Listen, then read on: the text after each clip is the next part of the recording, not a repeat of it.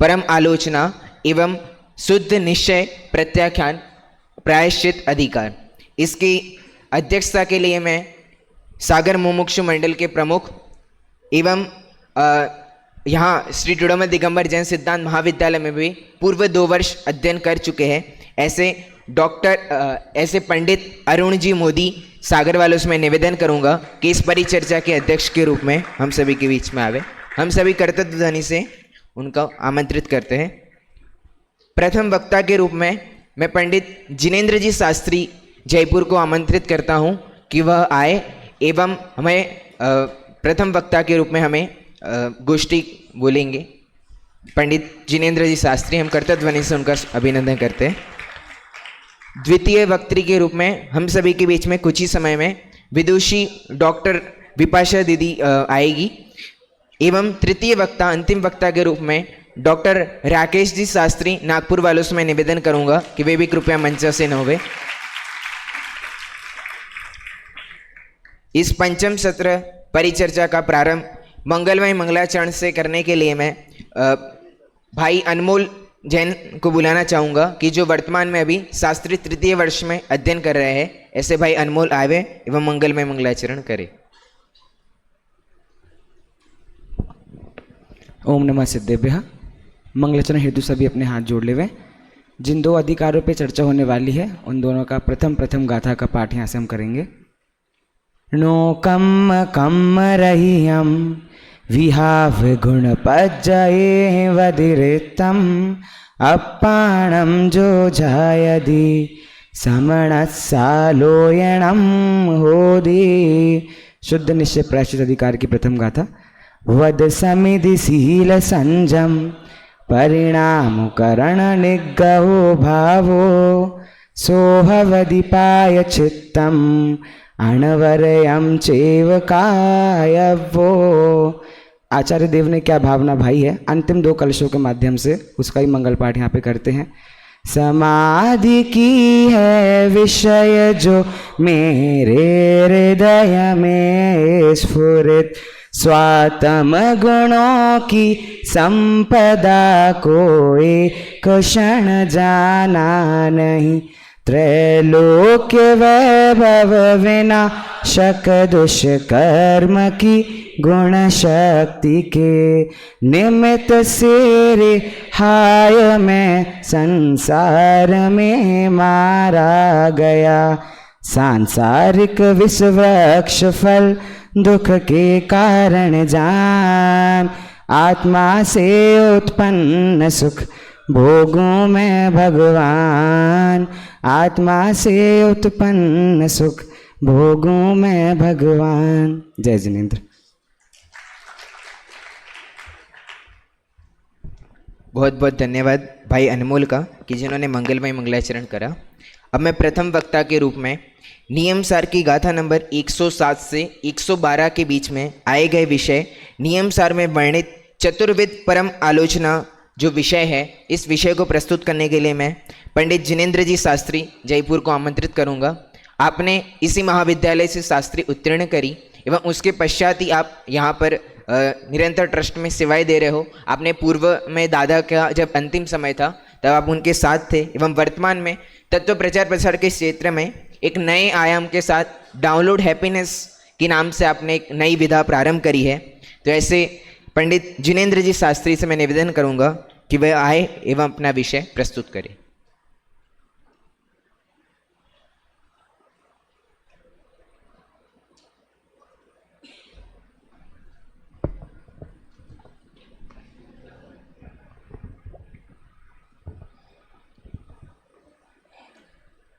सभी जन हाथ जोड़ लें।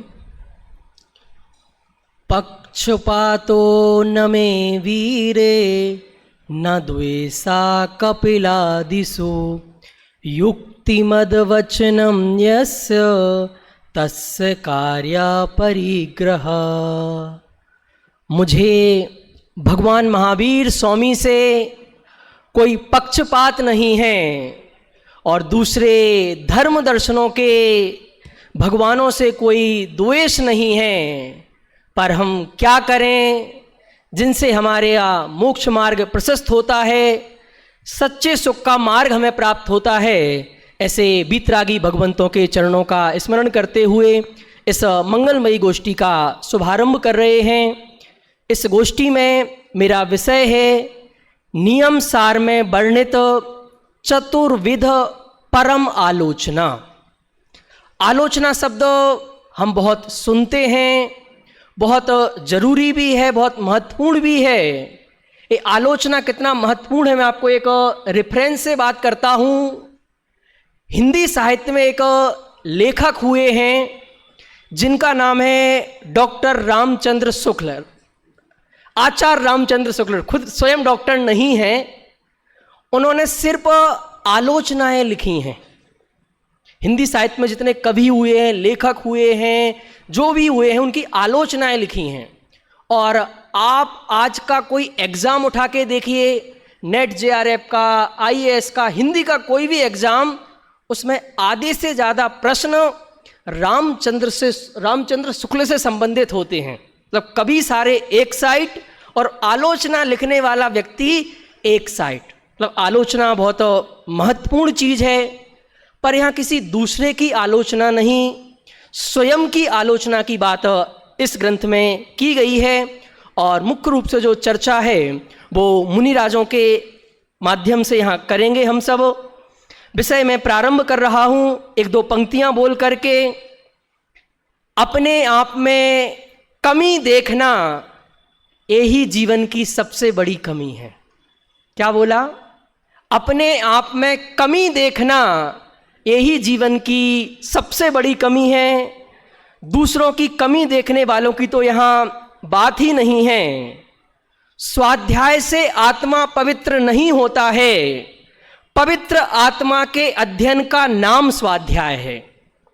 ध्यान से आत्मा निर्मल नहीं होता है, निर्मल आत्मा में रमने का नाम ध्यान है। उसी प्रकार दोषों के चिंतन से आलोचना नहीं होती है, निर्दोष स्वरूप भगवान आत्मा के चिंतन का नाम आलोचना है। कुछ अलग एंगल से मैंने बात की जो नियम सार का एंगल था। अब सीधे सीधे 6 गाथाएं हैं और गाथाओं से हम जुड़ेंगे और विषय प्रारंभ करेंगे। पीपीटी नेक्स्ट स्लाइड यहाँ पर लाएं, हम सब मिलके बोलेंगे गाथा और फिर उसका जो भाव है वो समझेंगे। जो कर्म से नो कर्म से अर विभाव गुण पर्याय से भी रहित ध्यावे आत्मा आलोचना उस श्रवण के।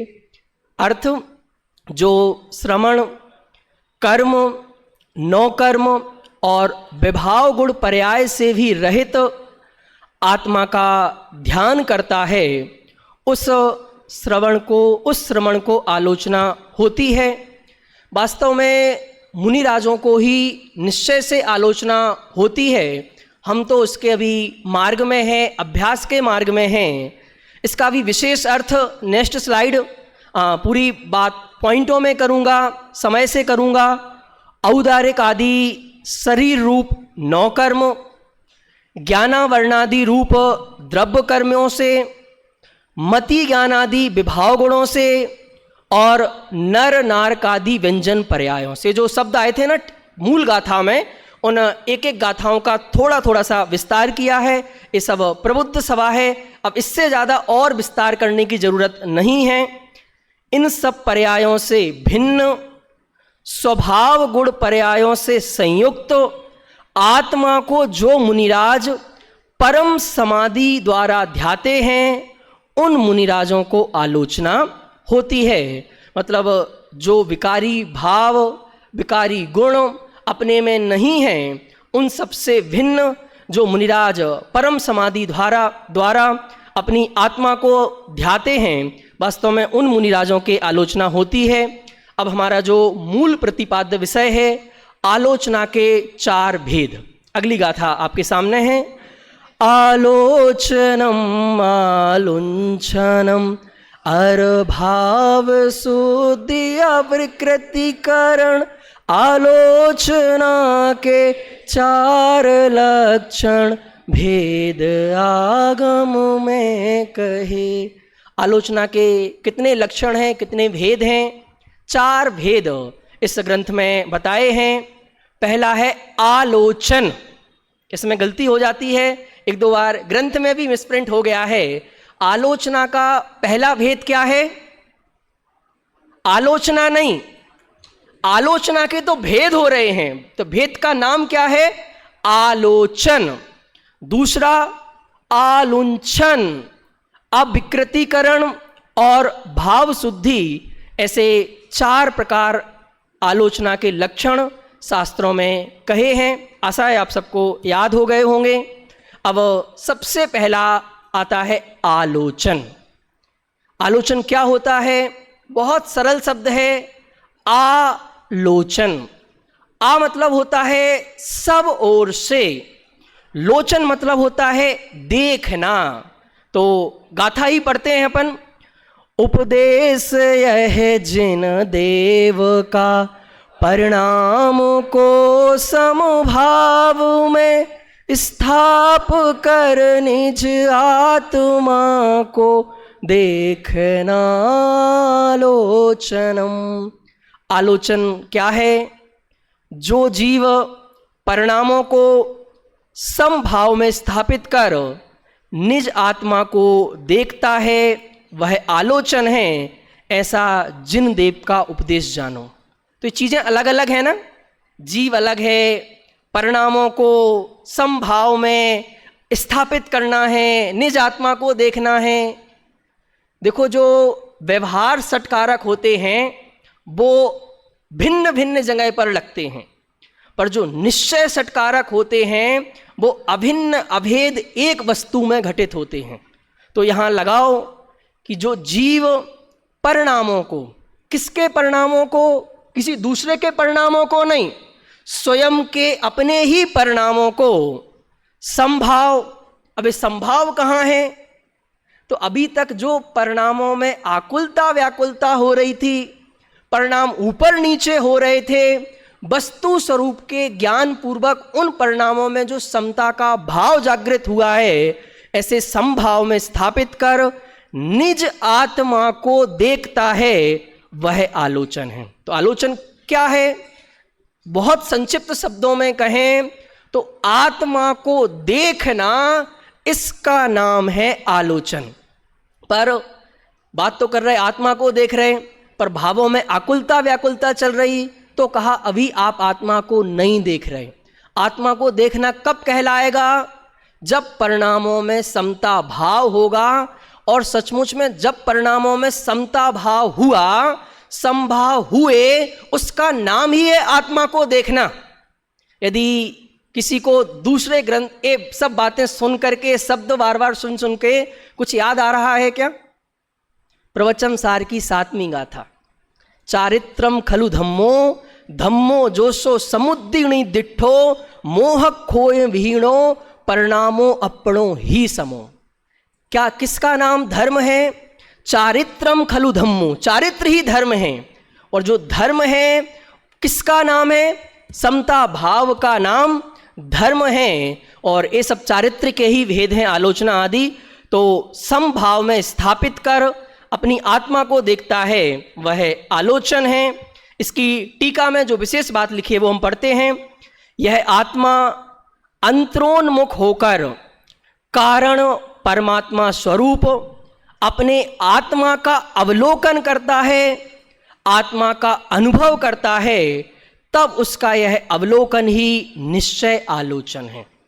आत्मा का अनुभव करना, आत्मा का अवलोकन करना वास्तव में वो ही आलोचन है, इसके अलावा और कोई आलोचन नहीं है। दूसरा भेद क्या था आलोचना का? पहला हो गया आलोचन, दूसरा भूल गए क्या था? आलुंछन। आइएगा आप मिलके बोलेंगे। कर्म तरु का मूल छेदक, जीव का परिणाम जो समभाव है, बस इसलिए ही उसे आलुंछन कहा। कर्म रूपी वृक्ष के मूल जड़ को छेदने में समर्थ समभाव रूप परिणाम को आलुंछन कहा गया है। किसको आलुंछन कहा है? वो ही समभाव, एक ही एक बात है पूरे जनागम में, जो समभाव है उस समभाव रूप परिणाम को आलुंछन कहा है। इसकी टीका में कुछ विशेष बातें आई हैं, उनकी ओर आपका ध्यान आकर्षित कर रहा हूं, पढ़ता ही जा रहा हूं, समय कम है। जिस प्रकार सुमेरु की तलहटी में विद्यमान सोना यद्यपि विद्यमान है, तथापि वह कभी उपयोग में नहीं लाया जा सकता है, उसी प्रकार यद्यपि अभव्य के भी परम स्वभाव विद्यमान है, तथापि उसके आश्रय से पर्याय में मुक्ति प्राप्त नहीं की जा सकती है। ये सब बातें आपको पता है, फिर भी टीका में विशेष रूप से यहाँ पर थी। नेक्स्ट पंक्ति आपको ध्यान देना है।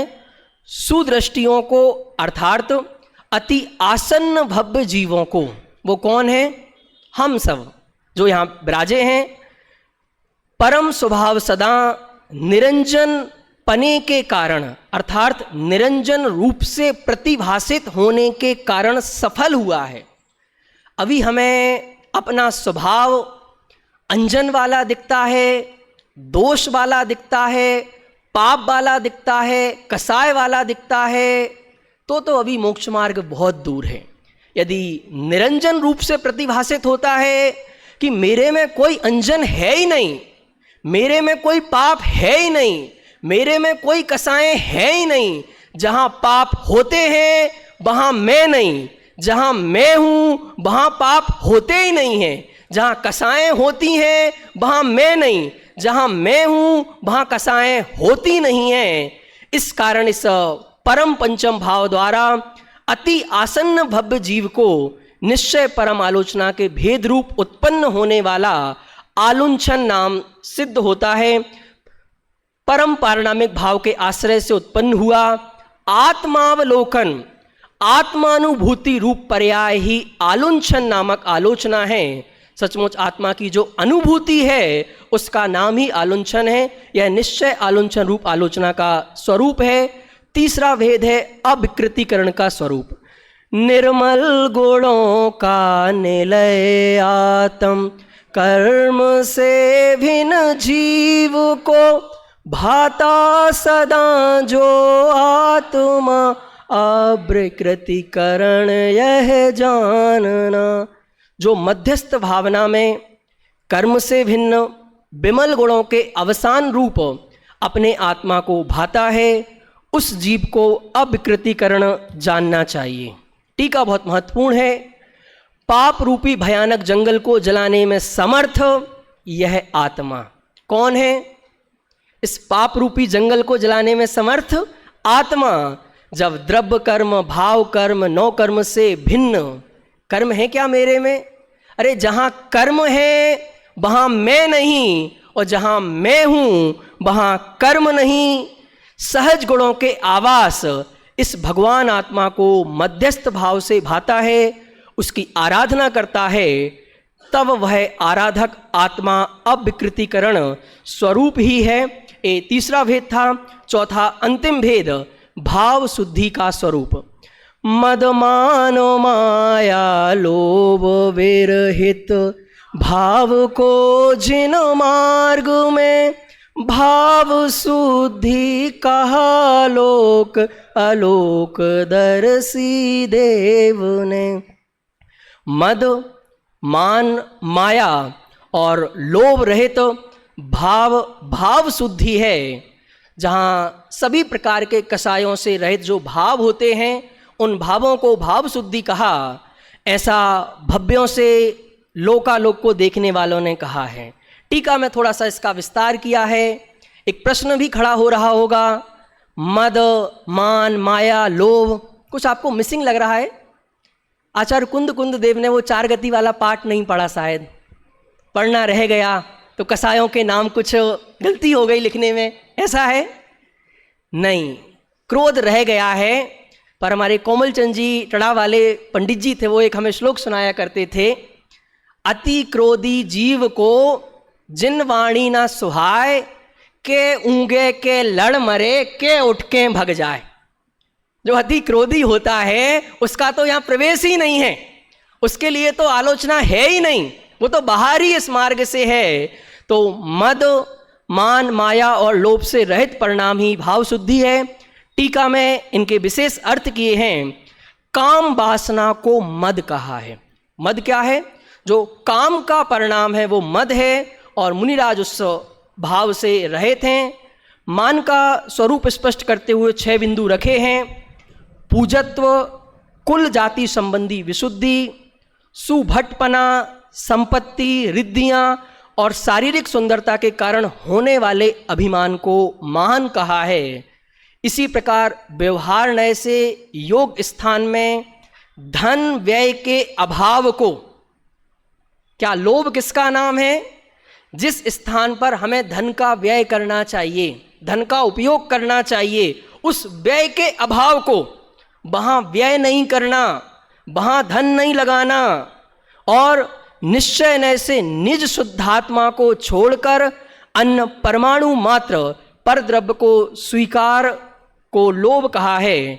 परमाणु मात्र भी मेरा नहीं है, पर उसके प्रति बैठा हुआ भाव कि यह मैं हूँ, उसमें जो एकत्व ममत्व बुद्धि है, वास्तव में वह ही लोभ है। तो इन चारों प्रकार के विकारी भावों से रहित जो आत्मा का संभाव भाव है, उसका नाम ही भाव शुद्धि है। इस प्रकार आलोचना के 4 भेद थे।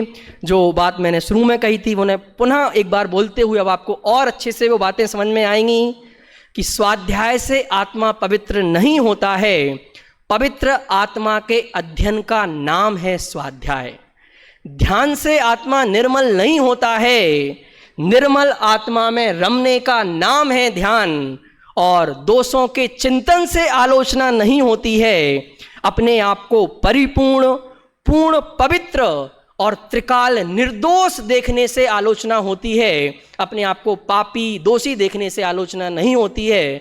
तो हम सब भी अपने आप को त्रिकाल निर्दोष देखें, भगवंतों के समान देखें। इसी मंगल भावना के साथ अपनी वाणी को विराम देता हूँ। बहुत बहुत धन्यवाद पंडित जिनेंद्र जी का, जिन्होंने नियम सार का पूरा एक अधिकार, परम आलोचना अधिकार है, उसका स्वरूप हमें समझाया। अब हम आगे के अधिकार शुद्ध निश्चय, हाँ प्रश्न पूछने हैं क्या? हाँ हाँ, डॉक्टर तो हो गए ना? नहीं मैंने चालू है, चालू। जैनन जी ने बात तो रामचंद्र शुक्ल से बात करी थी, और बाद में फिर अस्थि परक आ गए। अच्छा विश्लेषण किया। मुझे एक बात समझ में नहीं आई है कि ये मुनिराजों के होती है आलोचना, तो इनके लिए कोई निश्चित भी है कि 24 घंटे चलती है? एक तो ये प्रश्न पूछना था मुझे। दूसरा, ये जो भाव शुद्धि में बात आई है कि मद और धन का व्यय नहीं करना, ये सब उनके प्रसंग हैं कहाँ जो उनके लिए आरोपित हो रहे हैं? 2 प्रश्न। सबसे पहला प्रश्न तो ये आलोचना कब होती है? सचमुच नित्य ही वर्तती है। जो निश्चय आलोचना है, शुद्ध उपयोग रूप और शुद्ध परिणति के भेद से जब जब आत्मा में लीनता है, तब शुद्धोपयोग के भेद से उस समय तो आलोचना है ही। और जिस समय आत्मा में लीन नहीं है, अर्थात 7वें गुण स्थान में नहीं है, 6वें गुण स्थान में प्रवर्तमान रह रहे हैं, तब भी जो शुद्ध परिणति उनके बनी हुई है, उस दृष्टि से निश्चय आलोचना उस समय भी उनके बनी हुई है। तो त्रिकाल वर्तती है। और दूसरा प्रश्न जो अंतिम गाथा में बात अपन ने की थी भाव शुद्धि के संबंध में, मद, मान, माया, लोभ, कि ये उनके तो है ही नहीं, फिर उनके लिए ये बात क्यों रख रहे हैं? तो सचमुच बाहर में तो ऐसा कुछ देखने में नहीं है, फिर भी कृत कारित अनुमोदना से कहीं उनके चित्त में उसके प्रति उपादेय का भाव तो नहीं है।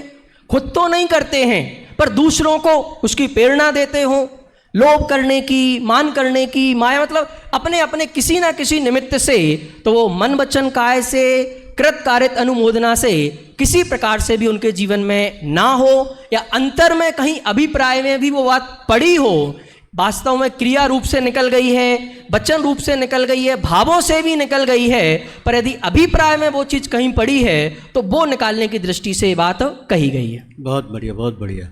भर्तृहरि और सुखचंद्र का अपन उदाहरण ले सकते हैं कि उनके सामने प्रसंग बना और उन्होंने उसको एनाहिलेट किया, बहुत बढ़िया।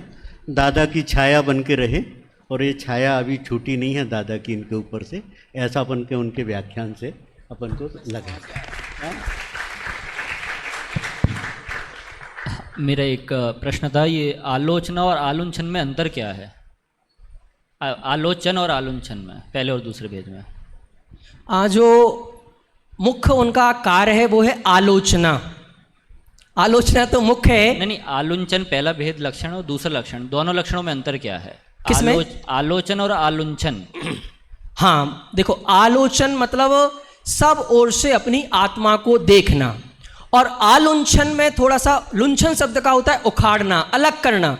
तो कर्म से भिन्न मतलब बात एक ही है, पर कर्म की मुख्यता से, कर्म से भिन्न अपनी आत्मा को देखना है। जो चीज़ मैं नहीं हूँ उसको अपने से उखाड़ना। जो भी चीज़ें मैं अपने मान रखी हैं, भाव कर्मों को, द्रव्य कर्मों को, उससे अपने उपयोग को अलग करना, उखाड़ना, उसका नाम है आलुंछन। फिर अविकृतिकरण में क्या लेंगे? उसमें कर्मों वाली बात लेंगे, नहीं लेंगे?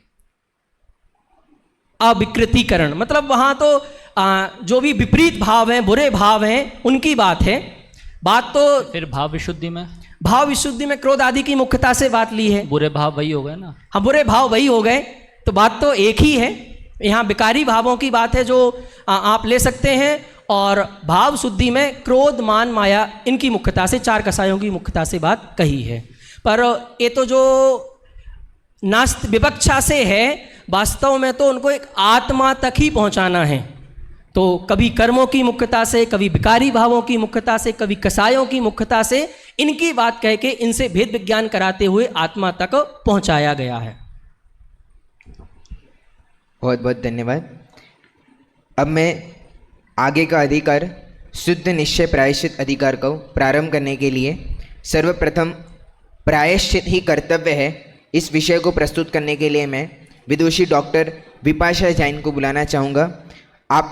आपने शास्त्री की, उसके बाद संस्कृत साहित्य से एमए अर्थात कि आचार्य किया, उसमें आप गोल्ड मेडलिस्ट रह चुके हो, और आपने अभी अभी पीएचडी कंप्लीट करी है, जिसका विषय था ध्वन्यलोक लोचनस्थ श्लोकानां सव्याख्यानां शास्त्रीयं समीक्षणम, और आप अभी वर्तमान में CSU सेंट्रल संस्कृत यूनिवर्सिटी में असिस्टेंट प्रोफेसर के रूप में हो। ऐसे विदुषी डॉक्टर विपाशा दीदी को बुलाना चाहूँगा कि वो आए और प्रायश्चित ही कर्तव्य है इस विषय को प्रस्तुत करें।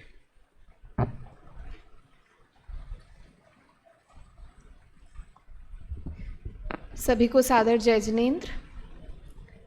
णमियूणजिणं वीरम् अनन्तवर्णाणदंसणसहावं वोच्छामिणीयं सारं केवलिशुद्ध केवलीभणिदम्। आज मुझे नियमसार ग्रंथ का जो शुद्ध निश्चय प्रायश्चित्त अधिकार है, उसमें से प्रायश्चित्त ही कर्तव्य है, इस विषय पर कुछ अपने विचार रखने के लिए निर्दिष्ट किया गया है। मैं शास्त्र इस विषय को यथामति आप सभी के सामने उपस्थापित करने का प्रयत्न करूंगी। सबसे पहले प्रायश्चित्त कहते किसे हैं? तो अगर हम लोक में प्रायश्चित्त किसे समझते हैं कि जब भी हम कोई ना कोई गलती करते हैं तो हम बोलते हैं कि ये हमसे बहुत बड़ी भूल हुई है, हमसे कुछ दोष हुआ है, तो हम उसका प्रायश्चित्त करना चाहते हैं। भैया एक बार स्लाइड पीछे ही कर लीजिए, सब लिखने लग गए।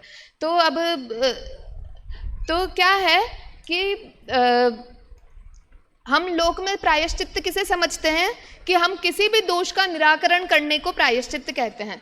अब उस शब्द को हम समझते हैं। प्रायश्चित्त शब्द की शब्द कल्पद्रुम में दो प्रकार से व्युत्पत्तियां आती है। हम कहते हैं किसी में भी प्रवृत्ति करना या निवृत्ति करना उसका उद्देश्य रहता है। तो प्रायश्चित्त शब्द से अगर हम प्रवृत्ति रूप अर्थ देखेंगे तो प्रायस्य इत्युक्ते पापस्य चित्तम इत्युक्ते विशोधनम यस्मात् तत् प्रायश्चित्तम भवति। प्रायः मतलब पाप, उस पाप की शुद्धि जिससे होती है उसे प्रायश्चित्त कहते हैं। और अगर हम क्षम्यताम, ये निवृत्ति रूप अर्थ है कि पाप से निवृत्त होना, उसे ही प्रायश्चित्त कहेंगे। और अगर प्रवृत्ति रूप अर्थ हम देखेंगे तो प्रायस्य अर्थात तप का, चित्तम अर्थात निश्चय, तप का निश्चय करना यही प्रायश्चित्त है। तो अगर नकारात्मक दृष्टि से देखें तो पाप से छूटना, पाप से दूर होना ही प्रायश्चित्त कहलाता है। और अगर हम तप में लगना, क्योंकि तप के द्वारा ही पाप नष्ट होंगे। गुरुदेव श्री ने पाप कहा है कि समस्त आश्रव भाव, क्योंकि वे आत्मा के नहीं हैं अतः वे ही सभी पाप हैं, उन पापों से दूर होना वही प्रायश्चित्त कहलाता है। अब यह प्रायश्चित्त का प्रकरण गाथा संख्या 113 से 118 पर्यंत है। तो हम इन गाथाओं में प्रायश्चित्त की अलग अलग तरह से मूल गाथाओं में और टीका में परिभाषाएं लिखी हैं, उन सभी को यहाँ पर एकत्र किया है कि प्रायश्चित्त कहते किसे हैं। पहले हम उसे जाने, फिर हम जाने कि प्रायश्चित्त ही कर्तव्य है। गाथा संख्या 113 कहती है कि वद समिधि सील संजम परिणामो करण निग्रहो भावो सो हवदि प्रायश्चित्तम। व्रत, समिति, शील, संयम और करण निग्रह, इंद्रियों का निग्रह करना, ये भाव जो होते हैं वे ही प्रायश्चित्त कहलाते हैं। क्योंकि पापों की निवृत्ति के लिए जीव यह भावों को, इन भावों का पालन करता है। व्रत अर्थात अहिंसादि पंच महाव्रत, समिति ईर्या समिति आदि पंच समितियां, शील, संयम, प्राणी संयम, इंद्रिय संयम, दोनों को हम यहाँ लेंगे, और पंच इंद्रियों का निग्रह करना, इसे हम प्रायश्चित्त कहते हैं। अब यहाँ ये जो प्रायश्चित्त है, ये द्रव्य कर्म, भाव कर्म, नो कर्म रूप जो पाप हैं, जो दोष हैं, उनसे संन्यास का हेतु होता है, अर्थात उनसे दूर होने का हेतु इसको यहाँ पर बताया गया है। तो हमें इस प्रकार के प्रायश्चित्त में अनवरत युक्त होना चाहिए, ऐसा आचार्य कुंद देव अपनी गाथा में लिखते हैं। फिर क्या होता है, इस प्रायश्चित्त को प्राप्त करने का क्या फल है, तो यहाँ इसी की टीका में लिखते हैं प्रायश्चित्त का व्युत्पत्ति अर्थ अलग से। जो अभी आप लोगों को पहले 2 व्युत्पत्ति अर्थ बताए हैं, उसी के अतिरिक्त तीसरा व्युत्पत्ति अर्थ आचार्य पद्मप्रभ मलधारी देव टीका में ही लिखते हैं कि प्रायः अर्थात प्राचुर्येण, प्रचुरता से निर्विकार रहना, उसे ही प्रायश्चित्त कहते हैं। अपने चित्त की प्रचुर भाव से शुद्धि वही प्रायश्चित्त कहलाती है। और जिस जीव को यह होती है तो ही अगला ही तुरंत कलश आता है टीका में कि मुनि नाम स्वात्म चिंता प्रायश्चित्तम, अपने ही आत्मा की चिंता करना वही प्रायश्चित्त कहलाता है। जो मुनि इस प्रकार के प्रायश्चित्त को करते हैं वे सभी कर्मों को खिराकर, क्योंकि प्रायश्चित अर्थात दोषों का निराकरण करना, तो जो प्रायश्चित्त को पालन करते हैं वे सभी प्रकार के दोषों को खिराकर मुक्ति को प्राप्त करते हैं। और जो इसमें नहीं लगे रहते हैं अर्थात पाप आचरण करते हैं, वे पाप आचरण करते हैं तो अब वो तो पाप को ही उत्पन्न करते हैं। ऐसा वहाँ पर मुनिराजों के लिए निर्देश आचार्य देव करते हैं कि जो बाह्य लौकिक संसार मार्ग में लगते हैं वे पापों का कारण होने से पाप को ही उत्पन्न करते हैं। फिर उसके बाद 114वीं गाथा में पुनः बताते हैं प्रायश्चित्त किस प्रकार से किया जाता है। तो कोहादि सगब भाव क्षय पहुदि भावनाएं निगहणम, अर्थात क्रोधादि भावों की क्षय की भावना करना, कि क्रोध, मान, माया, लोभ आदि जो कषाय भाव हैं, विकार भाव हैं, उनके क्षय की भावना करना और निजगुण चिंता करना। पुनः यहाँ पे प्रवृत्ति और निवृत्ति दोनों बताई है। क्रोधादि से दूर होना, क्रोधादि से निवृत्त होना और अपनी आत्मा में प्रवृत्त होना, वही प्रायश्चित्त कहलाता है। ऐसा 114वीं गाथा में है। यहाँ पर क्रोधादि को लिखा है सगब भाव, जिसकी संस्कृत छाया है स्वकीय भाव, अर्थात क्रोधादि जो है वो अपने भाव हैं। अब यहाँ पर शंका हो सकती है कि क्रोधादि को तो सब जगह पर भाव है, क्रोधादि तो मेरे कुछ है ही नहीं, मैं क्रोधादि का हूँ ही नहीं। फिर यहाँ आचार्य कुंद देव ने अपने भाव क्यों क्रोधादि को कहा, तो अनुशीलन में छोटे दादा गुरुदेव श्री को कोट करते हुए कहते हैं कि प्रायश्चित्त अपने ही दोषों का किया जाता है, दूसरे के दोषों का हम प्रायश्चित्त नहीं करते। तो अगर क्रोधादि को हम स्वकीय नहीं कहेंगे तो उनसे प्रायश्चित्त करने की भावना ही हमें उत्पन्न नहीं होगी।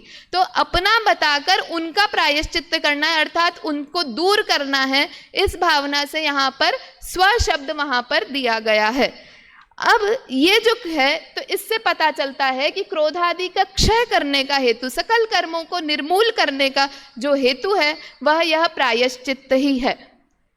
अब वो क्रोध आदि का क्षय कैसे होगा, तो भैया अगली स्लाइड करेंगे। 115 नंबर गाथा में बताते हैं कि क्रोध आदि भावों का कैसे क्षय होता है।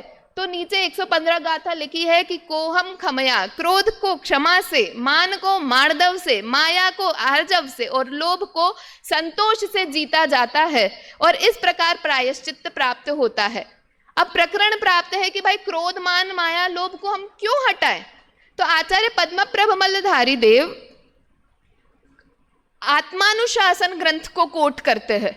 आत्मानुशासन ग्रंथ गुणभद्र आचार्य ने लिखा है, उसके 4 श्लोक वहां उद्धृत किए हैं। प्रत्येक कषाय से संबंधित एक एक श्लोक लिखा है। क्रोध के लिए लिखा है, क्रोधोदयात् भवति कस्य न कार्य हानि, क्रोध के उदय से किसकी कार्य की हानि नहीं होती है, अर्थात सभी की होती है, अतः क्रोध का नाश करना चाहिए। मानो मनागपि हतिम महतिम करोति, थोड़ा सा भी मान बहुत बड़ी हानि करता है, इसलिए मान भी छोड़ने लायक है। माया क्यों छोड़ने लायक है, क्योंकि यस्मिन लीनान लक्ष्यन्ते क्रोधादि विषमाहयः, कि अगर कोई व्यक्ति मायाचारी में लीन होता है तो क्रोधादि अन्य जो विषरूपी विषयुक्त सर्प हैं उनको भी यह जीव नहीं देखता है। माया से ग्रसित जीव अन्य कषायों को भी लक्षित नहीं कर पाता है, इसलिए माया भी त्याज्य है। और लोभ क्यों त्याज्य है, क्योंकि परिणत त्रिषाम प्रायेण एवं विधा ही विपत्तयः, कि जो लोभी व्यक्ति होता है उसके जीवन में अनेक विपत्तियां आती हैं। आप पूरे श्लोक पढ़ेंगे तो वहां पर निर्देश सबका एक एक उदाहरण दिया है, तो वह आप पढ़ेंगे तो आपको वहां से, तो इस कारण से चारों कषाय त्याज्य हैं। और क्योंकि चारों कषाय त्याज्य हैं इसलिए उनको नाश करना चाहिए। भैया पिछली स्लाइड वापस। अब गाथा संख्या 116 में यहाँ पर फिर से बताते हैं प्रायश्चित्त किसे कहते हैं। तो जो उत्कृष्ट बोध है, बोध कहो ज्ञान कहो चित्त कहो एक ही बात है। तो प्राय अर्थात उत्कृष्ट, चित्त अर्थात ज्ञान, उत्कृष्ट जो अपनी आत्मा का ही ज्ञान है वही प्रायश्चित्त कहलाता है। और 117 नंबर की गाथा में प्रायश्चित्त का स्वरूप बताते हैं कि वर तव चरणम महेशिणम सब्वम पायत चित्तम, कि तप का पालन करना ही वह प्रायश्चित्त कहलाता है। क्योंकि कहते ही है तपसा निर्जरा, कि तप से निर्जरा होती है, तप से कर्मों का क्षय होता है, कर्म हमारे दोष हैं तो दोषों का नष्ट होना ही प्रायश्चित्त है, अतः तपश्चरण करना ही प्रायश्चित्त कहलाता है। अगली स्लाइड हम करेंगे। तो इसीलिए प्रायश्चित्त हमने प्रायश्चित्त का स्वरूप समझा, पर ये करना क्यों चाहिए तो बता रहे हैं गाथा संख्या 117 में कि अनेय कम्माण क्षय हेउ, कि अनेक कर्मों के क्षय का यह कारण है। और यह धर्म ध्यान और शुक्ल ध्यान के अंतर्गत यह निश्चय प्रायश्चित्त आता है। और आखिरी में इसको कंक्लूड करते हुए गाथा संख्या 118 में कहते हैं, अनंता अनंत भवेण समज्य सुह असुह कम्म संदोहो तव चरणेण विणसदी पायत चित्तम तवम तमहा, कि अनंत अनंत भवों के सुख शुभ और अशुभ कर्मों का जो समूह है वह तपश्चर्या से ही नष्ट होता है, इसीलिए वही तप ही प्रायश्चित्त है। पापों को नष्ट करना ही प्रायश्चित्त है। और कर्म अनंत अनंत भवों के कर्म क्योंकि हमें तप से नष्ट होते हैं, इसीलिए हमें प्रायश्चित्त ही करना है जो कि हमें शाश्वत मोक्ष लक्ष्मी को पहुंचाएगा। आखिरी में बहुत पूरा कलश है पर थोड़ा सा मैंने वहां लिखा है कि प्रायश्चित्त क्या है, तो वो लिखते हैं प्राभृतम मोक्ष लक्ष्म्याः, कि मोक्ष लक्ष्मी का गिफ्ट है ये हमारे लिए, कि मोक्ष लक्ष्मी रूपी गिफ्ट को देने वाला यह प्रायश्चित है। पहले ही दिन आदरणीय राकेश ताऊ जी ने अपने प्रवचन में भी बोला था कि गिफ्ट को प्राभृत नाम से यहाँ बुलाया है। तो प्राभृतम मोक्ष लक्ष्म्याः, ऐसा यह प्रायश्चित है जो हम सभी को कर्तव्य है। अगर हम सभी सुखी होना चाहते हैं तो हमें इसे प्राप्त करना है, क्योंकि प्रायश्चित की प्राप्ति से हमें आत्मलब्धि होगी।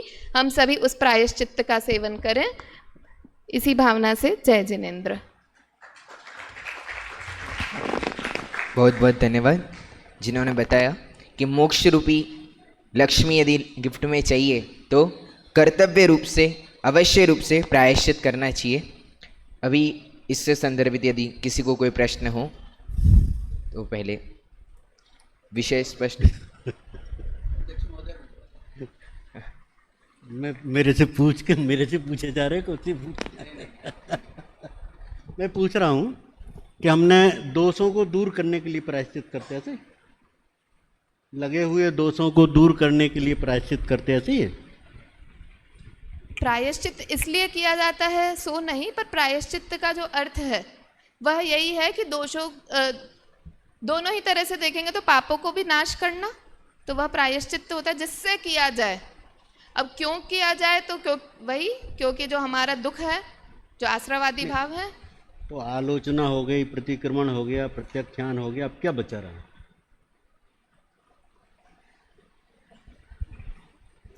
आलोचना हो गई, अपने पास सॉल्यूशन है।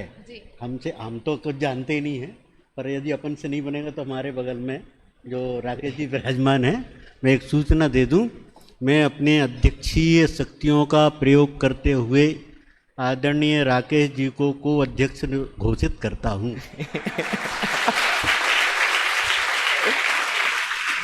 ये हम लोग पहले से तय करके आए हैं। चलो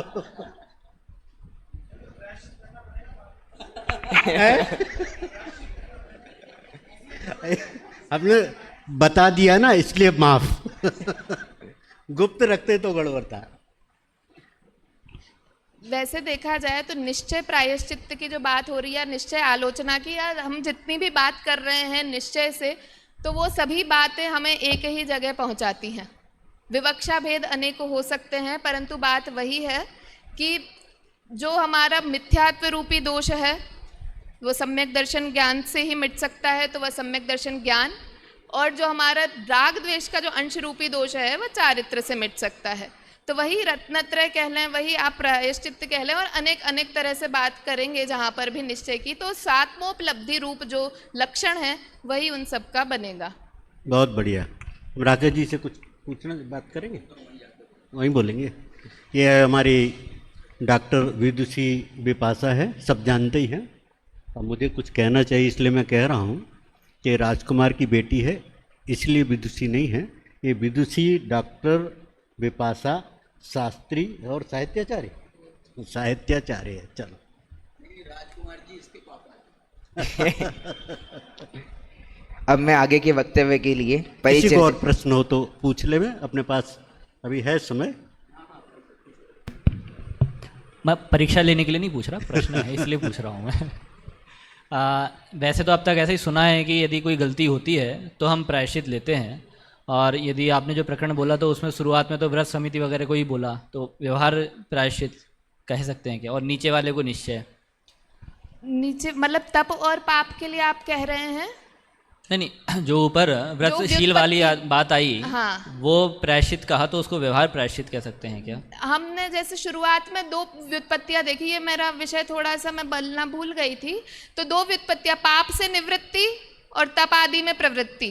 तो पाप से निवृत्ति ही व्रतशील आदि के रूप से बताई गई, और तप आदि में प्रवृत्ति भी ठीक। तो दोनों ही तरह के लक्षण वहाँ बताए गए हैं। और व्यवहार और निश्चय हम कैसे कहेंगे, क्योंकि वहाँ पे टीका में ही आचार्य देव लिख रहे हैं कि निश्चय प्रायश्चित का प्रकरण प्रारंभ होता है, तो फिर हम कैसे मतलब कि ये सोचना का विषय है, क्योंकि वहाँ जहाँ पर गाथा है वहीं पे एक सेकंड में खोल के आपको बताती हूँ कि ये व्रत समिति की गाथा खत्म होते ही निश्चय प्रायश्चित स्वरूपाख्यानम एतत्, तो अब उसको निश्चय को व्यवहार कैसे कहेंगे, वो भी निश्चय में ही नहीं आएगा। बताया तो है आपने, ऐसा नहीं है कि आपने नहीं बताया, पूरी आपने मेहनत करी है, नहीं आया वो विषय आगे। मतलब कि जो ऊपर सबसे पहले जो व्युत्पत्तियां बताई थी वो दोनों प्रकार की गाथाओं में बताई है, ये मैं बताना रह गया था।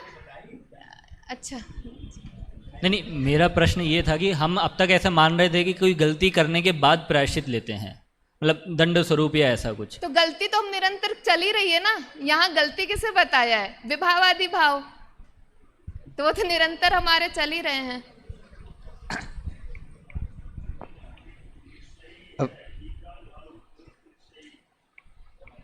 हाँ, वीतराग भाव रूप ही निश्चय है, इस प्रकार की अभी चर्चा हुई। अब आगे के लिए, आगे के वक्तव्य के लिए मैं परिचर्चा के को अध्यक्ष डॉक्टर राकेश जी भाई साहब को निवेदन करता हूं कि वह आए एवं धर्म ध्यान नियम व कायोस्तर की विवेचना इस विषय को प्रस्तुत करें। आदरणीय भाई साहब।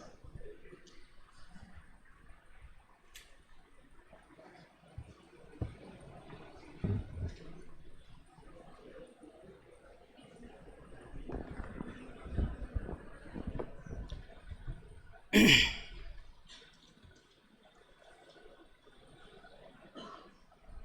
119 नंबर की गाथा है। मेरे को 3 गाथाएं दी हैं चर्चा के लिए, 119, 20, 21, 120, 119 नंबर की गाथा से मैं मंगलाचरण कर रहा हूँ। अपसरुवालंबन भावेन दुसव भाव परिहारम सक्कदिकादुम जीवो तम्हाझाणम हवे सवम। 120 भी ले रहे हैं। सुह असुह वयन रयणम रायादि भाव वारणम किच्चा अप्पाणम जो झायदी तस्सदुनियमम हवे नियमा। एक और। कायाई परदव्ये स्थिरभावं परिहरत्तु अप्पाणं तस्य हवे तनुसग्गं जोझायै निव्यप्पेण। आपने ये तीनों गाथाएं सुनी हैं। इसमें मेरे को एक चीज़ कॉमन लग रही है। वैसे एक गाथा ध्यान की मानी जाती है, दूसरी गाथा नियम की मानी जाती है और तीसरी गाथा कायोत्सर्ग की मानी जाती है। ऐसी 3 गाथाएं ये 3 विषय को लेकर के हैं। मेरे विषय में भी इन तीनों का उल्लेख किया है, लेकिन मेरे को इसमें एक समानता दिख रही है, एक कॉमन फैक्टर दिख रहा है। और वो कॉमन फैक्टर क्या है वो आपको पहले थोड़ा इशारा करता हूँ। देखो 119 में कहा है तम्हा झाणम हवे सव्वम, ठीक है। फिर 120 में कहा है अप्पाणम जो झायई। फिर 121 में कहा है जो झायई निव्यप्पेण। बोलो कौन सी चीज़ कॉमन हुई? इन तीनों में एक चीज़ कॉमन है और उसका नाम है ध्यान। इसलिए अकेले 119 गाथा ध्यान की नहीं है, 119 भी, 20 भी, 21 भी। अच्छा देखो, ये गाथाएं तीनों रखी हैं आचार्य देव ने, टीकाकार आचार्य ने। इसको प्रायश्चित अधिकार में रखा जरूर है, लेकिन इन तीनों गाथाओं को जब हम स्टडी करते हैं तो इसमें कहीं दूर दूर से भी प्रायश्चित का उल्लेख नहीं आ रहा है।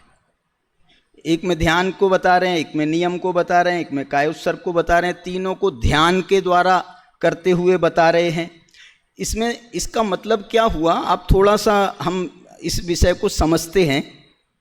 अभी एक प्रश्न भी आया था, हमारे अमन ने पूछा था कि भई ये प्रायश्चित के द्वारा पाप का से निवृत्ति होती है।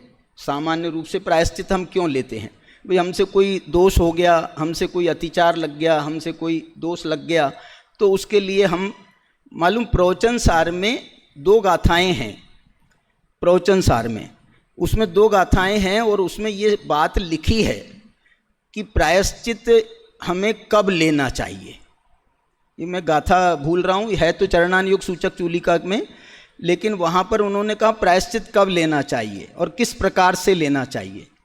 तो उसमें उन्होंने ये बहुत सुंदर बात कही है कि जब कोई मुनिराज अपनी चर्या के साथ में, अपनी प्रयत चर्या के साथ में, प्रमत्त चर्या नहीं बोल रहा हूँ, प्रयत चर्या के साथ में, मैंने प्रयत्न पूर्वक अपनी क्रियाएं, अपनी चर्या अच्छे से कर रहे हैं, जैसे ईर्या समिति से बराबर 4 हाथ जमीन देख करके चल रहे हैं, और उसके बाद भी कोई हवा आदि में उड़ करके कोई जीव उनके पाँव के नीचे आ जाता है, तो जो है उसका उनको प्रायश्चित लेना चाहिए कि नहीं लेना चाहिए?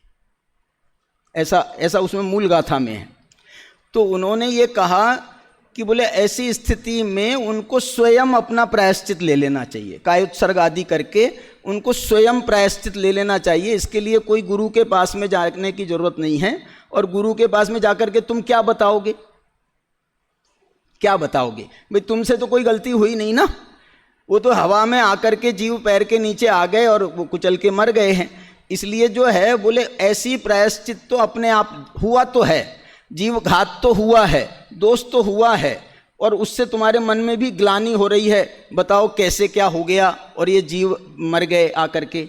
तो इस दृष्टि से उन्होंने कहा तुम्हारे चित्त में ग्लानि उत्पन्न हुई है तो तुम इसका प्रायश्चित कर लो, शुद्धिकरण करना जरूरी है, तुम्हारे चित्त तो तुम्हारा खराब हो गया है। तो उनने उसका प्रायश्चित कहा कि तुम स्वयं से उसका प्रायश्चित ले लो। अब यदि कोई बुद्धिपूर्वक कोई तुम दोष लगाते हो, ये लिखा है मूल गाथा में, यदि तुम बुद्धिपूर्वक कोई दोष लगाते हो तो उसका तुमको बाकायदा गुरु के सम्मुख जा करके उनको आलोचना करके उनको सब बता करके और उसका प्रायश्चित लेना चाहिए। ये जो है कुंद कुंद भगवान का प्रवचन सार में ऐसा संदेश है प्रायश्चित के संबंध में। अब मैं आपसे ये कहना चाह रहा हूं कि ये प्रायश्चित अधिकार ये यहां पर आया ही क्यों? आलोचना अधिकार इसके पहले आया, उसके पहले कौन सा अधिकार आया था? इसके पहले कौन सा अधिकार आया था? प्रत्याख्यान अधिकार। इसके पहले कौन सा अधिकार आया था? प्रतिक्रमण अधिकार। मैंने ये बात का इशारा पहले भी किया था कि ये जो प्रायश्चित है ये इन तीनों का समुच्चय है। किन तीनों का? प्रतिक्रमण, प्रत्याख्यान और आलोचना। इन तीनों के समुच्चय का नाम प्रायश्चित है, क्योंकि इन तीनों के द्वारा प्रायश्चित लिया जाता है। आलोचना के द्वारा, प्रतिक्रमण के द्वारा, प्रायश्चित के द्वारा, ये इनके द्वारा प्रायश्चित लिया जाता है। आप बोलोगे कैसे? आप मेरे को बता सकते हो प्रायश्चित के कितने भेद हैं?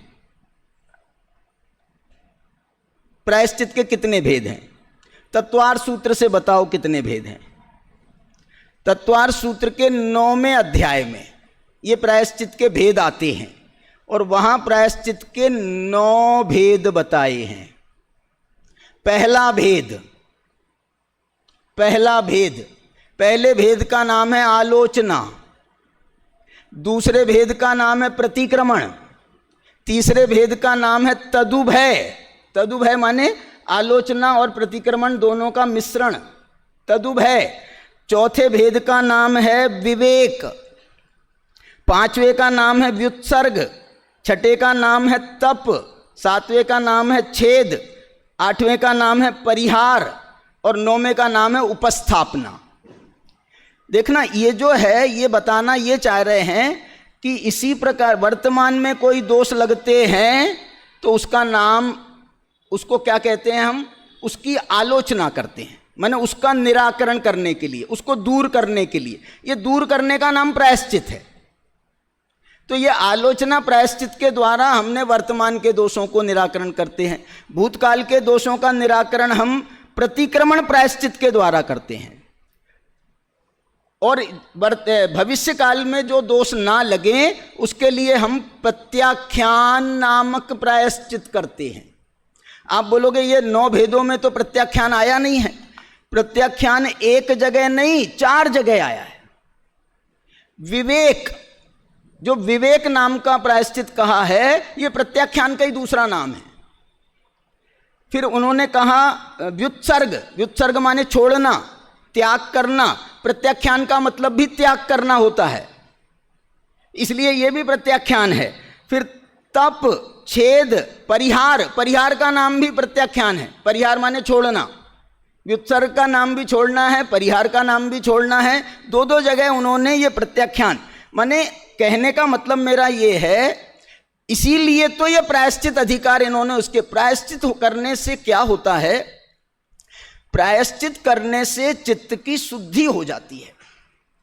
इन्होंने बताया था अभी प्रायः पापम पापस्य और चित्तम विशोधनम इति प्रायश्चित्तम। माने जो पाप के द्वारा अविशुद्धि हमारे परिणामों में आई है, उस हमारे चित्त में आई है, उसको उसका शोधन करना, इसका नाम प्रायश्चित है। अब आपका चित्त विशुद्ध हो गया, सुनना, अब आपका चित्त विशुद्ध हो गया प्रायश्चित के द्वारा। अभी इसकी प्रायश्चित की चर्चा बहुत है। ये स्वर्णलता जी बैठी है ना, इनने पीएचडी की है। इनके पीएचडी का विषय क्या है मालूम? जिन कुमार जी, इनके पीएचडी का विषय है अतिचार और प्रायश्चित। इसलिए जब इनकी पीएचडी चल रही थी तो मेरे को भी बहुत स्टडी करने का मौका मिला। तो इतना 100 से ज़्यादा पन्ने लिखे हैं प्रायश्चित के संबंध में, 100 से ज़्यादा पन्ने। और जैन दर्शन में, बौद्ध दर्शन में, अन्य अन्य दर्शनों की चर्चा खूब करी है, और सब जगह से लेकर के प्रायश्चित, इसके लिए इन्होंने एक प्रश्नावली बनाई थी 20-25 प्रश्नों की, और सारे विद्वानों से, मुनियों से, आचार्यों से विद्यासागर महाराज के पास गए थे वो प्रश्नावली लेकर के, हमको इन प्रश्नों का उत्तर दो। विद्यानंद महाराज के पास में गए थे कि हमको इनके प्रश्नों का उत्तर दो। और भी ब्रह्मचारी, त्यागी, व्रती, क्षुल्लक, एलक, हमारे सारे विद्वान कोई नहीं छोड़े, और सारे माने मुनियों में मुख्य मुख्य जो हैं उन मुनियों से भी चर्चा करी। एक मुनि महाराज तो बोले तुमको प्रायश्चित पर पीएचडी करने का अधिकार ही नहीं, तुम कैसे कर रहे हो? बोले कैसे कैसे कर रहे हो प्रायश्चित? असल में क्या है, मुनियों के पास में, अंदर की बात बता रहा हूं, मुनियों के पास में, आचार्यों के पास में ऐसे प्रायश्चित के ग्रंथ होते हैं, गुप्त ग्रंथ, वो पब्लिकली नहीं किए जाते हैं, उसको पब्लिक किया ही नहीं जाता है। और इस पब्लिक नहीं किया जाता है, इसी कारण से उन्होंने कहा था वो मुनि महाराज ने कि भाई तुम्हारे को तो प्रायश्चित ग्रंथ ही नहीं है तुम्हारे पास में, तो तुम फिर हवा में करोगे क्या प्रायश्चित? लेकिन अन्य अन्य ग्रंथों में, अपने मुनियों के आचार के निरूपक ग्रंथों में, श्रावक के आचार के निरूपक ग्रंथों में बहुत जगह प्रायश्चित का कुछ कुछ वर्णन है। वो तो स्पेशल जो प्रायश्चित हैं वो उसका उनके पास में अधिकार है, और उसमें भी कारण है। असल में क्या है कि ये प्रायश्चित नहीं, देखो उनने हमको ये भी कहा कि आप अतिचार पर तो कर सकते हो, प्रायश्चित पे नहीं कर सकते। अतिचार पर कर सकते हो, प्रायश्चित पे नहीं कर सकते। क्यों नहीं कर सकते बताओ?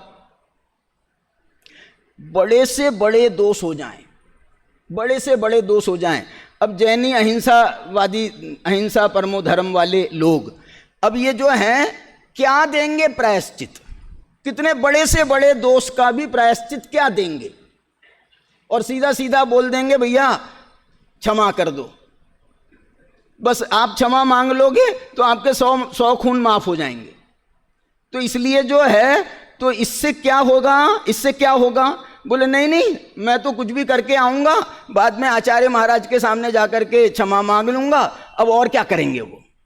इसलिए वो ये कहते हैं नहीं, हम कौन सा प्रायश्चित देंगे ये आपको मालूम नहीं होना चाहिए। यदि आपको मालूम रहेगा तो आप स्वच्छंद हो सकते हो। इस दृष्टि से आप ये समझ लो ना, वो श्रुत सागर जी को कैसा प्रायश्चित मिला था। श्रुत सागर जी समझ गए, अकंपनाचार्य वाले, वो श्रुत सागर जी को कैसा प्रायश्चित मिला था? जाओ वहीं जाकर के खड़े हो जाओ जहां तुमने उन चारों मंत्रियों से वाद विवाद किया है, जाओ। ये कौन सा प्रायश्चित था मालूम आपको? ये फांसी की सजा थी। क्यों? क्योंकि वो इतने खूंखार थे और आए थे ना तलवार लेकर के, उनने तो कोशिश पूरी करी थी मारने की। ये तो इनका भाग्य था, बच गए, नहीं तो वहां तो कोई, जैसे हम बच गए ना वैसे हमने तो कोई कोशिश कम नहीं करी आज तक में आने के लिए। मैं आपको ये कहना चाह रहा हूं कि ये प्रायश्चित बहुत बड़ा विज्ञान है। और ये जो प्रायश्चित की देखो, कुल मिलाकर के प्रायश्चित की कितनी गाथाएं हैं? 113 से लेकर 121 इस अधिकार में कुल मिलाकर के कितनी गाथाएं हो गई? 9 गाथाएं। और 6 गाथाओं का विषय विपाशा जी ने बोल दिया। अब ये 3 गाथाओं का विषय मुझे करना है। वास्तव में ये प्रायश्चित अधिकार पूरा हो गया विपाशा जी की गाथाओं तक। ये तो नया अधिकार बन रहा है, और इस अधिकार का नाम है ध्यान अधिकार, परम ध्यान अधिकार। इसके बाद में परम समाधि आने वाली है, 122 गाथा से परम समाधि आने वाली है। इसका मतलब क्या हुआ कि प्रायश्चित करने के बाद में, वो अभी आलोचना में आया था ना, भाव शुद्धि, तो इतनी भाव शुद्धि हो गई, चित्त इतना निर्मल हो गया, बिल्कुल शांत और चित्त हो गया, बिल्कुल निष्पाप चित्त हो गया। अब इससे बढ़िया मौका क्या है ध्यान करने के लिए? अब बैठ जाओ ध्यान में। अब एक और बात बताता हूं आपको, प्रायश्चित का चारित्र में कौन सा नाम दिया गया है? प्रायश्चित को चारित्र में कौन सा नाम दिया गया?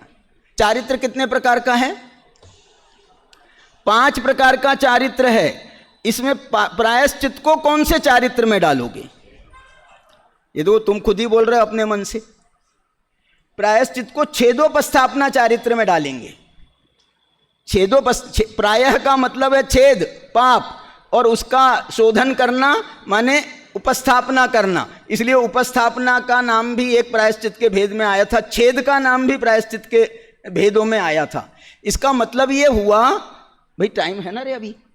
अच्छा वो समझा, हो गया, सुन ले आपको ये कहना नहीं, जल्दी करना है, 4:30 तक तो चल सकता है ना, कि और जल्दी करेंगे? अच्छा अध्यक्ष, सॉरी अध्यक्ष महोदय, मैं ये कह रहा हूं आपको कि ये ध्यान की बात है, और ये ध्यान की सिद्धि प्रायश्चित करने से हो जाती है। इसका दूसरा मैं आपको हेतु देता हूं। आप बता सकते हो छेदोपस्थापना चारित्र के कितने गुणस्थान हैं? छेदोपस्थापना के माने प्रायश्चित के गुणस्थान 4 हैं। भैया जी, इंदौर वाले, नाम मैं भूल रहा हूं मैं अभी याद नहीं आ रहा है, प्रवीण जी, 4 गुणस्थान हैं। और कौन कौन से? 6वां, 7वां, 8वां, 9वां। माने ये छेदोपस्थापना चारित्र के बल पर, प्रायश्चित के बल पर ये जीव शुक्ल ध्यान में जा रहा है। यहां तो आचार्य देव ने टीका लिखी है धर्म ध्यान के आधार पर, लेकिन ये मूल गाथा में अकेला ध्यान शब्द है, और ये ध्यान शब्द शुक्ल ध्यान में भी ले जा सकता है। और 9वें गुणस्थान तक चले गए तो 10वें गुणस्थान में जाओगे माने सूक्ष्म सांप्राय चारित्र में, वहां जाओगे तो फिर यथाख्यात में जाओगे ही जाओगे, माने 11वें में चले जाओ चाहे 12वें में चले जाओ, यथाख्यात चारित्र होगा। मतलब जो है ये प्रायश्चित बहुत सुंदर विधान कहा गया है, भले ही उसके तरीके आलोचना हो, प्रतिक्रमण हो, प्रत्याख्यान हो, और इन सबके माध्यम से आचार्य देव ने, मैं आपको ये कह रहा हूं, इन्होंने प्रायश्चित में कुछ नहीं छोड़ा। उन्होंने कहा व्रत प्रायश्चित है, सबसे पहली गाथा आपने पढ़ी थी, व्रत प्रायश्चित है, समिति प्रायश्चित है, तप प्रायश्चित है। एक और मजेदार बात बता करके अपनी बात पूरी करता हूं। प्रायश्चित जो है ये कौन सा तप है? अंतरंग तप है ना? अंतरंग तपों में शायद पहले ही तप है। प्रायश्चित, विनय, वैयावृत्य, स्वाध्याय, उत्सर्ग, ध्यान, पहला तप नाम का प्रायश्चित है। अच्छा, और जो प्रायश्चित के मैंने अभी आपको 9 भेद बताए, उसमें क्या कोई तप नाम का प्रायश्चित है? एक तप नाम का 6 या 7वें नंबर का प्रायश्चित है। इसका मतलब क्या हुआ? वो प्रायश्चित खुद तप है, और जब प्रायश्चित लिया जाता है तो तप नाम का प्रायश्चित दिया जाता है। क्या बोला? माने तप का भेद प्रायश्चित और प्रायश्चित का भेद तप। तो आप बोलोगे साहब ये तो क्या कौन सा दोष लग जाता है, इतरेतराश्रय? ये इतरेतराश्रय नहीं है, कुछ इसका अलग मजा है, फिर कभी चर्चा करेंगे उसकी। ये विषय तो रह गया, काय उत्सर्ग वगैरह कुछ नहीं हुआ।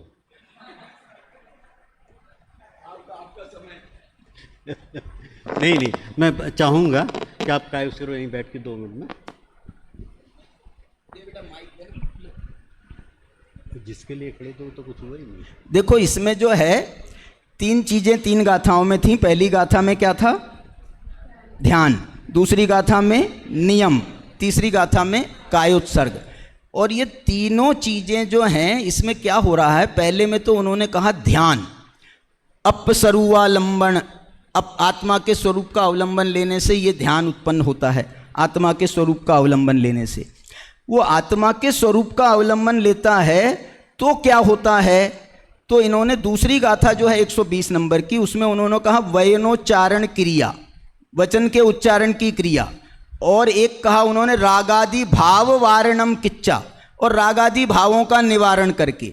माने उसमें उन्होंने 2 चीजें ली, एक वचन योग का, माने वचन से मौन रहने का नाम वो जो है नियम है, और दूसरा जो है क्या बोला? रागादि भाव वारणम, माने भाव कर्म, माने भाव कर्म नहीं, मन, वचन योग और मन योग का निराकरण करते हैं नियम के द्वारा। और अंत में बचा काय योग, तो उस काय योग का निरोध करते हैं कायोत्सर्ग के द्वारा। इसलिए जो है ये गाथाएं जो हैं ये मोक्ष पहुंचाने वाली गाथाएं भी कह सकते हो आप इनको। कैसे मोक्ष पहुंचाने वाली गाथाएं हैं? अपने आत्मा के स्वरूप में लीन हो गए तो शुक्ल ध्यान हो गया, और उसके बाद में मन वचन काय योग का निरोध करके, तीनों योगों का निरोध करके वो जो है अयोग केवली अवस्था में पहुंच जाते हैं, और उसके बाद में मोक्ष की प्राप्ति हो जाती है। तो ये कायोत्सर्ग जो है ये 14वें गुणस्थान कायादि उत्सर्ग, माने कायादि का उत्सर्ग करना, कायोत्सर्ग कहा ना, तो वहां पर वो काय जो है उसका निरोध होता है। काय योग का निरोध सबसे आखिरी में होता है। मन योग का निरोध कहाँ हो जाता है? 12वें गुण स्थान में हो जाता है। वचन योग का निरोध कब होता है? ये 13वें गुण स्थान के अंत में हो जाता है। 13वें गुण स्थान के अंत में हो जाता है, और वचन योग का भी होता है और काय योग का भी हो जाता है बिल्कुल आखिरी में, काय योग का भी। और उसमें स्थूल काय योग का निरोध होता है, फिर सूक्ष्म काय योग का निरोध होता है। ऐसे 2 प्रकार भी बताए हैं। और वो निरोध करके अयोग अवस्था में जीव पहुंच जाता है, और उसको केवल ज्ञान और मोक्ष की प्राप्ति हो जाती है। इसलिए ये बहुत उत्कृष्ट गाथाएं हैं, ये 3 गाथाएं। यदि इनको हम, इसके असल में क्या है, इसकी टीकाएं हमारे पास में एकमात्र उपलब्ध है, पद्मनंदी आचार्य की। हमारे पास में दूसरे आचार्य की टीका ही नहीं है, इसलिए जो है हमको घूम फिर करके यहीं आना पड़ता है। तो इस दृष्टि से जो है अपने पास में ऑप्शन क्या है? मूल गाथा आप देखो, मूल गाथा। तो मूल गाथा में आप देखोगे तो आपको उस विषय का और विशेष रहस्य उद्घाटन हो सकता है। हाँ भाई साहब, एक प्रश्न और छोटा सा है कायोत्सर्ग के संदर्भ में, कि यद्यपि ये कायोत्सर्ग मुनिराजों को ही होता है, परंतु ये हमारे पूजन में, विधान में अथवा कोई छोटा मोटा दोष लग जाए तो तत्काल बोलते हैं कायोत्सर्ग कर लो। ये क्या चक्कर? अरे कायोत्सर्ग पूजा विधान में देखो, अब पूजा करने जाते हो, अभिषेक हो जाता है, उसके बाद में बोलते हैं अब कायोत्सर्ग करो।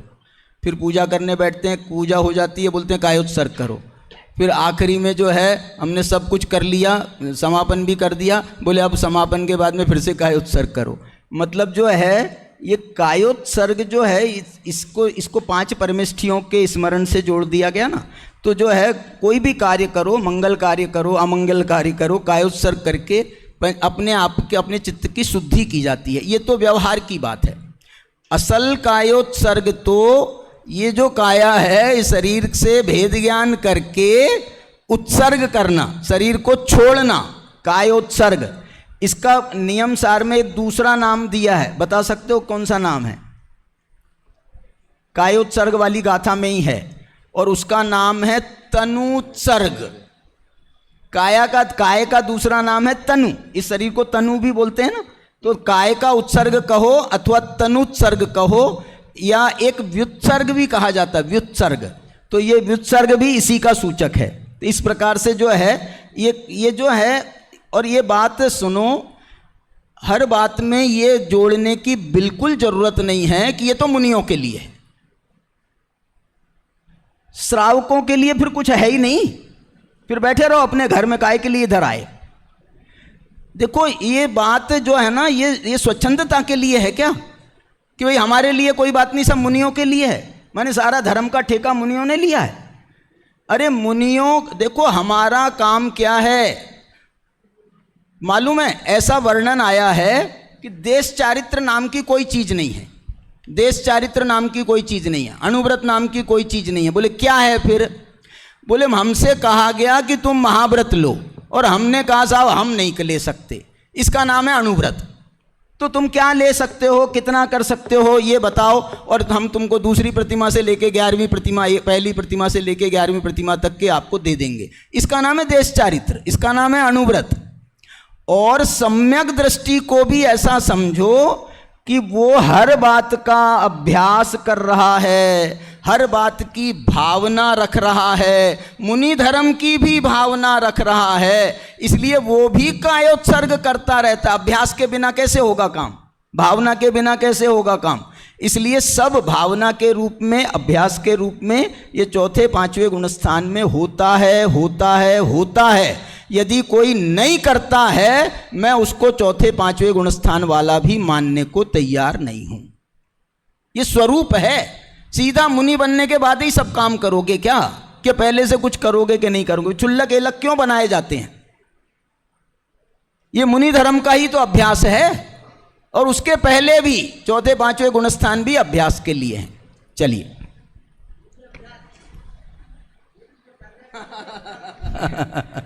बिल्कुल सही। बहुत बहुत धन्यवाद भाई साहब का।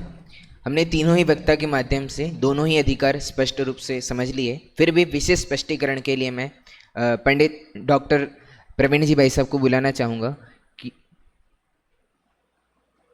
भाई साहब आए और विशेष स्पष्टीकरण हम सभी के सामने रखें।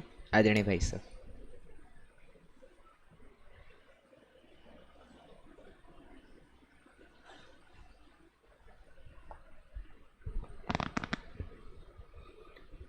नमस्ते देभ्या। यद्यपि मैं श्रोताओं में हूँ तो वहीं बैठ के आना चाहिए, लेकिन मुझे यहाँ बुला लिया है तो फिर आ ही गया हूँ। और हमारे सभी अध्यक्ष महोदय, और कौन से अध्यक्ष महोदय हैं पता नहीं, इसलिए दोनों अध्यक्ष महोदय। इतने में तो आप दो बातें कर लेते।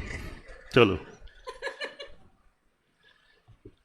देखिए, सबसे पहले वहाँ से जो प्रश्न हुए थे, दो प्रश्न। एक प्रश्न यहाँ तो हमारे एक अध्यक्ष महोदय ने किया था हमारे जिनेंद्र जी से, जो भाव शुद्धि नामक परम आलोचना की चर्चा की थी। तो आपने प्रश्न उठाया था कि मद मान मोह माया लोभ रहित जो परिणाम है, यहाँ पर आपने प्रश्न उठाया, उसका नाम है भाव शुद्धि आलोचना। तो आपने प्रश्न उठाया था कि उनके तो ये है ही नहीं, तो अब क्या आलोचना की आवश्यकता है? तो इन्होंने, जिनेंद्र जी ने अपने हिसाब से अच्छा उत्तर दिया। इसको थोड़ा और सूक्ष्मता में देखें तो उनके मद मान माया लोभ रहित परिणाम तो है, लेकिन अभी संजुलन संबंधी जो दोष बचा हुआ है, उस संबंधी जो कषाएं उत्पन्न होती हैं, उससे दोष लगते हैं, उन दोषों की आलोचना यहाँ पर की जाती है। इसलिए भाव विशुद्धि में उस संजुलन संबंधी दोषों की आलोचना संबंधी यहाँ चर्चा की है, क्योंकि अन्य तीन कषाय चौकड़ी के अभाव रूप तो वहाँ शुद्धि पहले से विद्यमान है ही। जो अन्य कषाय के उदय से अशुद्धि उत्पन्न हुई है, उसकी बात यहाँ पर की गई है। दूसरे नंबर अगला बिंदु है, एक वहाँ से सभा से प्रश्न आया था, अपने अमन जी ने किया था, जो शील संयम व्रत समिति और कर्ण निग्रह भाव हैं गाथा 113 में, सतत करने योग्य वे सब भाव ही प्रायश्चित हैं। तो ये पूछा था कि ये निश्चय वाला है कि व्यवहार वाला है। यहाँ पर दादा ने भी खुलासा किया है, ये देखो दोनों प्रकार के होते हैं। ये जरूर नहीं है कि अणुव्रत, महाव्रत, शील संयम व्रत ये सब सर्वथा शुभ भाव रूप ही हों, राग रूप ही हों, ऐसा जरूर नहीं है। ये दोनों रूप होते हैं, राग रूप भी होते हैं और वीतराग रूप भी होते हैं। और यहाँ पर वीतराग भाव रूप लेना है, इसलिए निश्चय में आएंगे, ये व्यवहार में यहाँ पर नहीं लेना है। मैं अपनी तरफ से कह रहा हूँ, यदि हमारे अध्यक्ष महोदय को कुछ कहना है तो आप जरूर दूसरे अध्यक्ष महोदय भी कह सकते हैं।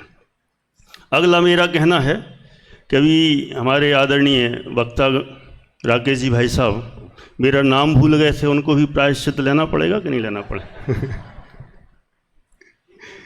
ये दूसरे। चलिए, यहाँ पर मुझे कहना है, ये अभी जो वक्तव्य हुआ, आपने कहा कि यहाँ जो प्रायश्चित अधिकार है वो 118 नंबर की गाथा तक हो गया कंप्लीट, और 119 से लेकर 19, 20, 21 इन तीन गाथाओं में तो प्रायश्चित की कोई आवश्यकता ही नहीं है, वो तो अलग प्रकरण आ गया, इसलिए उसको नया नाम अधिकार देना चाहिए। आपने अपने चिंतन से व्यक्त किया, लेकिन मेरा जो विचार है कि ये तीन गाथाएं भी शुद्ध निश्चय प्रायश्चित के लिए ही हैं। क्यों हैं? कारण ये है क्योंकि जो गाथा नंबर 119 में ध्यान की चर्चा की, निश्चय ध्यान की, वह भी निश्चय प्रायश्चित के लिए ही है, और शुद्ध निश्चय नियम की जो चर्चा की है वह भी निश्चय प्रायश्चित ही है, और निश्चय कायोसर्ग की बात की है वह भी निश्चय प्रायश्चित ही है। तो ये विवक्षावश अलग विवेचन किया जा सकता है, लेकिन ये निश्चय प्रायश्चित के अंतर्गत ही गर्भित हैं, इसलिए उसी अधिकार में लेना चाहिए। इस तरह का मेरा विचार है, ऐसा भाव कहा। अब बाकी और शेष हर रोग की एक दवा। हाँ, हर एक रोग की एक दवा है। चलिए, मैं बीच में आया, बाकी जो अध्यक्ष महोदय कहें अथवा आगे निर्णय लें, ऐसी हमारी भावना। जय जिनेंद्र।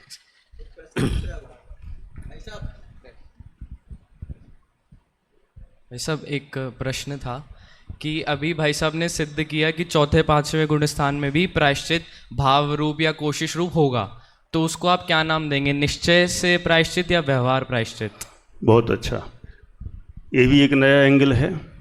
आपने जैसे आदरणीय भाई साहब ने अपने कर्णानुयोग की दृष्टि से सिद्ध किया। देखिए, ऐसा है, जितने वो अपना एक नियम लगा लें, जितने अंश में राग नष्ट हो गया है, कषाएं नष्ट हो गई हैं, उतना तो निश्चय प्रायश्चित लगाया जाएगा।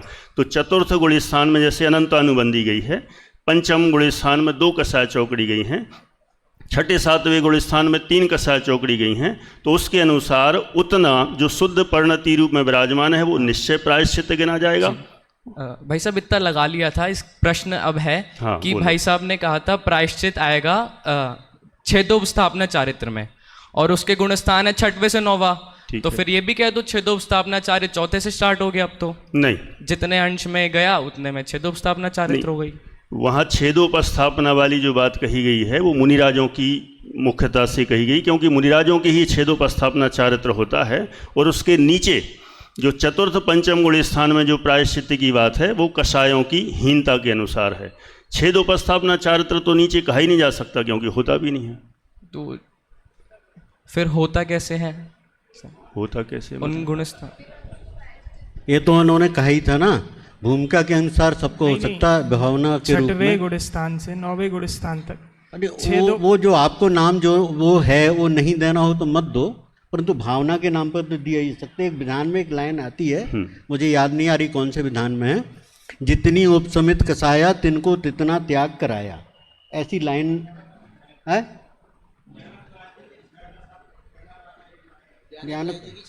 हाँ, कहीं ये लाइन मैंने पढ़ी है, जिनको क्या बोला अभी, जितनी उपसमित कसाया, आप संभालना इस बात को। हाँ। जितनी उपसमित कसाया तिनको तितना त्याग कराया, ऐसा करके लाइन है। बराबर, बात तो वही हुई, माने जितनी कषाय उपसमित हुई है, गई है। हाँ, कुछ मतलब और। हाँ। ये पूछ रहा था कि 6वें गुण स्थान से 9वें गुण स्थान तक जो प्रायश्चित हो रहा है वो हो किस प्रकार से रहा है? क्योंकि यदि ऊपर बढ़ने की अपेक्षा लें, 6वें से 8वें 7वें, मतलब 7वें से 8वें 9वें में जा रहे हैं, तो उपस्थापना बढ़ती जा रही है, तो छेद तो हो ही नहीं रहा है, तो वहाँ प्रायश्चित कैसे बैठेगा? वहाँ प्रायश्चित इस तरह से घटता है जिस तरह से, अब आपका कहना है कि छेद तो हो ही नहीं रहा है, वहाँ तो सीधी लीनता, आत्मस्वरूप में लीनता ही है, इसलिए वहाँ जो चारित्र लिया जाएगा, प्रायश्चित लिया जाएगा, वो आत्मस्वरूप में स्थिरता ही रूप है, क्योंकि वो सारे ध्यान के गुण स्थान हैं। इसलिए ध्यान के गुण स्थान होने से उनका आत्म ध्यान, क्योंकि यहाँ सब जगह आत्म ध्यान को ही केंद्र किया गया है, आत्मा में लीनता, आत्मा का ध्यान, उसी का नाम प्रायश्चित है। निश्चय चारित्र की बात चल रही है, और जब निश्चय की बात चलेगी तो आत्म ध्यान होना, आत्मा में लीनता ही वहाँ पर प्रायश्चित नाम कहा जाएगा। बस बेटे बार बार क्रॉस मत करो, फिर अध्यक्ष महोदय को बोलना अपना टाइम हो रहा है। हाँ, समय, बस मैं 2 ही बातें करूँगा। विद्वानों की सभा में विद्वानों के ऊपर कोई टीका टिप्पणी करना तो योग्य ही नहीं है, और वैसे भी ये बहुत बढ़िया गोष्ठी रही है। गोष्ठियों से तो मेरा पुराना नाता रहा है, क्योंकि जब कोरोना का वरदान काल आया और गोष्ठियों का जन्म हुआ, और मैंने भी उसमें थोड़ी सी सहभागिता की, और लगभग 8 गोष्ठियाँ ऑनलाइन हुई, जिसके माने श्रद्धा वो आशीर्वाद दाता हमारे आदरणीय छोटे दादा रहे हैं, और हमारे राकेश जी उसके सूत्रधार, चलो बताते जाओ, जो भी रहा उनके सानिध्य में, और हमारे जिन कुमार शांति जी, पूरा स्मारक और आप सभी में से कईयों ने उसमें भाग लिया। उसका मेरा जो एक अनुभव रहा है वो एक आध दो मिनट में मैं पूरा करूँगा कि जो भी विषय है उसकी चर्चा तो हो गई है। मैं गोष्ठियों के संदर्भ में बोलना चाहता हूँ, क्योंकि मेरा जो उसमें अनुभव रहा कि हमने शताधिक विद्वानों से एक एक गोष्ठी में संपर्क किया। जिनेंद्र भी उसमें सहभागी रहे, एक आध बार विपाशा भी रही है। तो बहुत सारे जो बड़े बड़े विद्वान कहे जाते हैं वे गोष्ठियों से कतराते हुए दिखे। उसका क्या कारण रहा होगा? एक दो विद्वानों ने तो मेरे से कहा भी कि तुम्हें किस विषय पर कितने घंटे बुलवाना है मुझे बता दो, किस विषय पर कितने घंटे बुलवाना है वो मुझे बतला दो। तो मैं ये मानता हूँ कि इस गोष्ठी में यदि आपको 5 मिनट का समय दिया है तो आपकी विद्वत्ता तभी सार्थक है जब आप 5 मिनट में अपना पूरा विषय समेट लें। 10 मिनट का समय दिया है तो 10 मिनट में समय खरीद लें। सॉरी, खरीदने की बात तो उदाहरण में घूम रही है इसलिए निकल आई।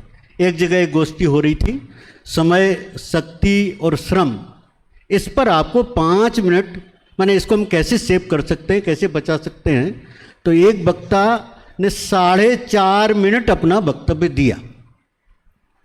बोले तुम्हारे लिए तो 5 मिनट का समय दिया था, तुमने 4.5 मिनट में अपना वक्तव्य क्यों समेट लिया?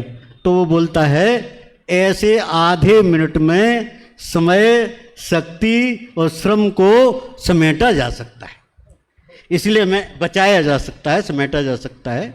इसलिए आप सभी विद्वान हैं और आप सबको ये अवसर बनते रहेंगे और हमारे स्मारक परिवार तो इसके लिए समर्पित ही है, ये गोष्ठियाँ करता ही रहता है। और इस शिविरों में ये प्रयोग शुरू होगा है। इसमें पहले एक विद्वान आता था, 1 घंटे बोलेगा, आपको जो भी समझ में आया नहीं आया आपको बोलने का अवसर नहीं था। पर गोष्ठियों में हमारे अनेक, जैसे अभी आज 6वीं गोष्ठी, 5वीं गोष्ठी थी ना, 5वीं, तो लगभग 20 विद्वानों से आप रूबरू हो गए। आपको भी अपना प्रश्न पूछने का अवसर मिला, इसलिए इस गोष्ठियों की बहुत ही महत्ता है। आप सब लोग इसको अपनाएं।